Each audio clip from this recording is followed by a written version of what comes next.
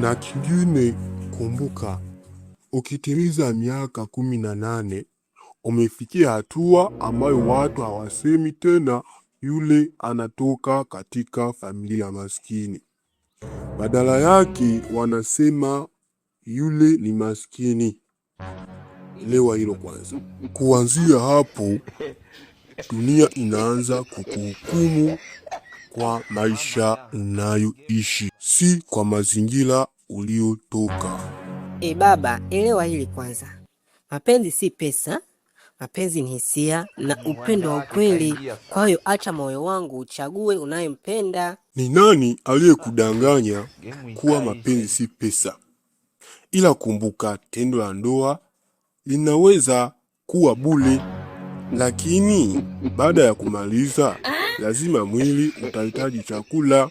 Kikaa bila kula, hapo ndipo utaanza kujiuliza, mimi nimekamilisha nini hapa?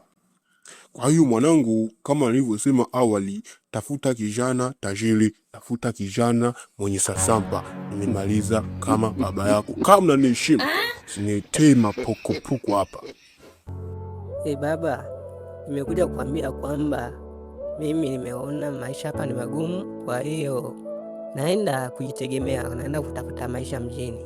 Baba, nahitaji baraka zako nifanikiwe maishani kule mjini. Mwanangu, nimekuelewa sana. Sasa nataka nikwambie kitu kimoja.